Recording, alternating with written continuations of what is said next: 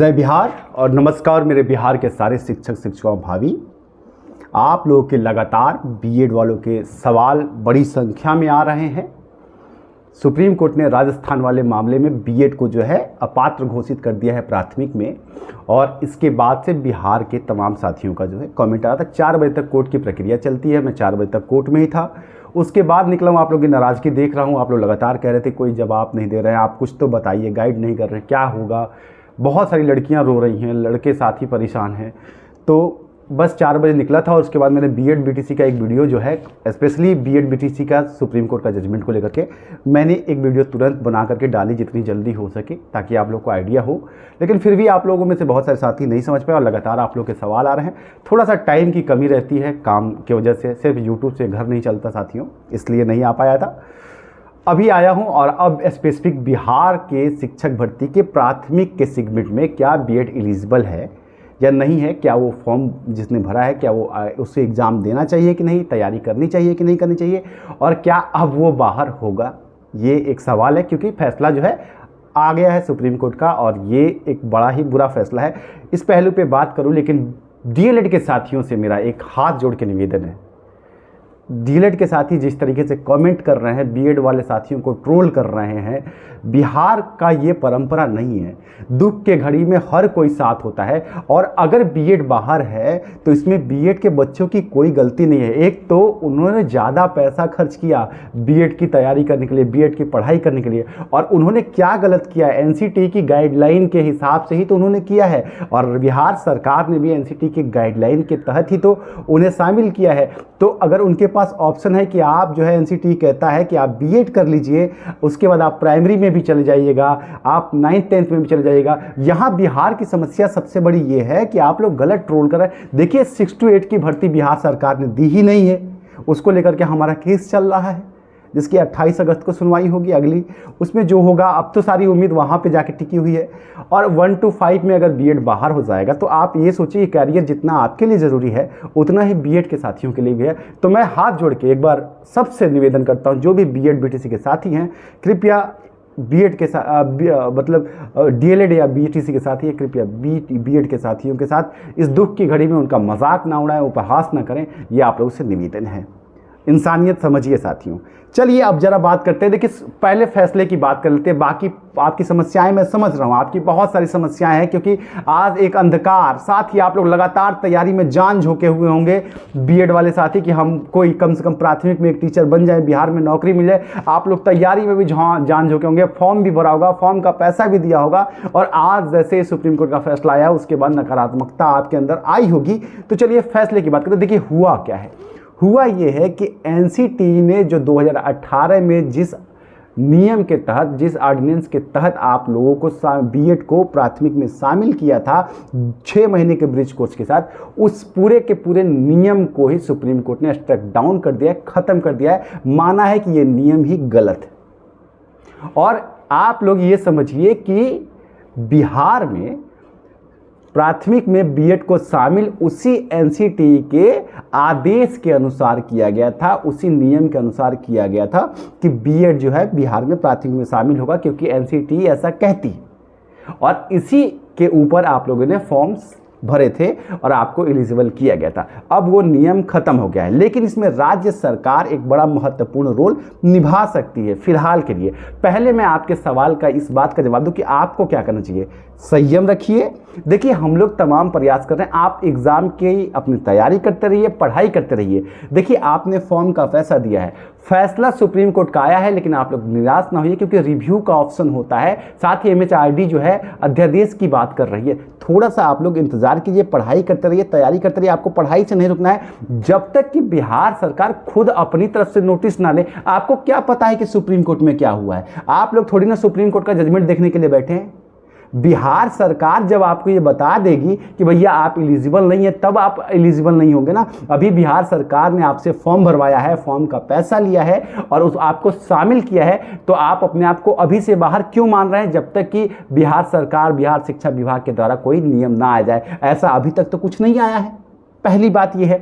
दूसरी बात यह है कि एक राज्य सरकार के पास विकल्प है बीएड को सेव करने का, जिसको लेकर के हम लोग अप्रोच कर रहे हैं शिक्षा मंत्रालय, केंद्रीय शिक्षा मंत्रालय से।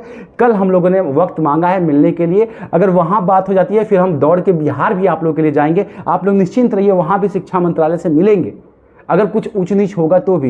लेकिन यहाँ पे दो चीज़ अभी जो प्राइमरी है, तो ये आपको करना ये है कि आप पढ़ते रहिए, तैयारी करते रहिए। लेकिन आप लोगों के लिए एक सच ये भी है कि बिहार के डीएलएड के साथी जो है सुप्रीम कोर्ट में गए थे बीएड को बाहर करने के लिए, प्राथमिक के लिए केस फाइल किया गया था और उसको जो है सुप्रीम कोर्ट ने कहा कि आप लोग हाई कोर्ट में चले जाइए। तो पटना हाई कोर्ट में ऑलरेडी बीएड को प्राथमिक से बाहर करने की मांग की याचिका लगी हुई है और जो है सुप्रीम कोर्ट का फैसला अब चूंकि आ चुका है तो बहुत ज़्यादा संभावना है कि अब फैसला जब सुप्रीम कोर्ट का आ गया तो हाई कोर्ट का फैसला वैसा ही आएगा कि बीएड को प्राथमिक से बिहार में बाहर कर दिया जाए।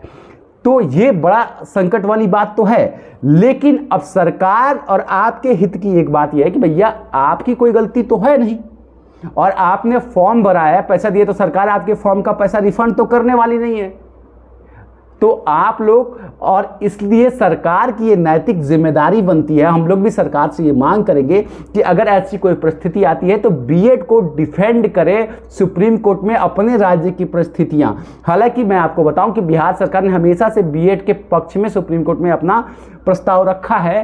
तो अब जाकर के वक्त है कि बिहार सरकार डिफेंड करे बीएड वालों को। सरकार ये बताए कि एनसीटी की गाइडलाइन के तहत हमने जो है बीएड को शामिल किया था प्राथमिक में और हमारे यहाँ जो है फॉर्म जमा हो चुके हैं, हम एग्जाम लेने जा रहे हैं, इसलिए इन बीएड के बच्चों को कंसीडर किया जाए, इस बैच तक को कंसीडर किया जाए। और इस चीज को लेकर के बिहार सरकार सुप्रीम कोर्ट जा सकती है या फिर हाई कोर्ट में हलफनामा दे सकती है और साथ ही उसके पास ये भी पावर है कि वो अपने राज्य के शिक्षक भर्ती में सुधार कर सके, अमेंडमेंट कर सकती है। और ये टोटली सरकार के ऊपर है और सरकार के ऊपर हमारा प्रयास होगा दबाव बनाने का। लेकिन फिलहाल जो है अभी जो जानकारी आ रही है, बिहार शिक्षा विभाग अभी बीएड कोई अगेंस्ट कोई एक्शन लेने की बात नहीं कर रहा है। अब ऑर्डर फुल जो है बेंच का जो फुल जजमेंट आया सुप्रीम कोर्ट का, मैं उसका इंतजार कर रहा हूं। आप लोग परेशान थे इसलिए मुझे वीडियो बनाना पड़ा। पूरा पढ़ने दीजिए, जब ऑर्डर आ जाएगा आप लोग एकदम से परेशान ना होइए। देख लेते हैं उसमें क्या क्या इफ है, क्या क्या बट है, क्या क्या चीज़ें हैं। एक चीज़ का जिसका कंसीडरेशन नहीं किया गया है बीएड वालों के लिए, ये बड़ा गलत है। एक तो बीएड महंगा पैसा देता है, महंगा पढ़ाई है, ज़्यादा टफ होता है, पढ़ाई में ज़्यादा मेहनत करनी पड़ती है और उसके बाद कंपटीशन आते टाइम इस वक्त अगर आप लोग फॉल डाउन कर लेंगे तो आप लोगों का सबसे पहले यहाँ केस से बाहर हो या ना हो, आपके मेरिट से आप बाहर जरूर हो जाएंगे। इसलिए मेरे साथियों, मेरे भाइयों, मेरे बहनों, मेरे बीएड के सारे अभ्यर्थियों, आप अपनी पढ़ाई कीजिए जब तक कि बिहार सरकार आपको बाहर नहीं करती है। अगर बिहार सरकार आपको बाहर कर देती है तब हम लोग आपके पक्ष में ये बात रखेंगे कि आपने आवेदन भरवाया है और आपने जब आवेदन का नोटिफिकेशन जारी किया था उसमें आपने कहीं भी सुप्रीम कोर्ट का मेंशन नहीं किया, जैसे कि केबीएस पीआरटी में मेंशन किया हुआ था उसके नोटिफिकेशन में कि बीएड को हम सुप्रीम कोर्ट के फैसले के अधीन शामिल करेंगे। लेकिन बिहार के नोटिफिकेशन में एनसीटी के नियम के तहत आपको शामिल किया गया है, ना कि सुप्रीम कोर्ट के फैसले के अधीन रख करके शामिल किया गया है। तो नोटिफिकेशन जारी करने के बाद, आवेदन का पैसा लेने के बाद, आपको आवेदन जमा होने के बाद, सबमिट करने के बाद, एडमिट कार्ड रिलीज करने के बाद अब आपको एग्जाम से बाहर नहीं किया जाएगा। और अगर ऐसा किया जाता है तो हम लोग इस ग्राउंड पर आदरणीय उच्च न्यायालय में जाएंगे। तो आप लोग परेशान ना होइए, थोड़ा सब्र रखिए और जो भी बीएड के डीएलएड के साथी, बीटीसी के साथी है, थोड़ा सा इन साथियों का, हमारे बीएड के साथियों का साथ दीजिए, उनका सहयोग कीजिए, कम से कम उनको ट्रोल मत कीजिए, इंसानियत दिखाइए। ये मेरा आप सबसे निवेदन होगा।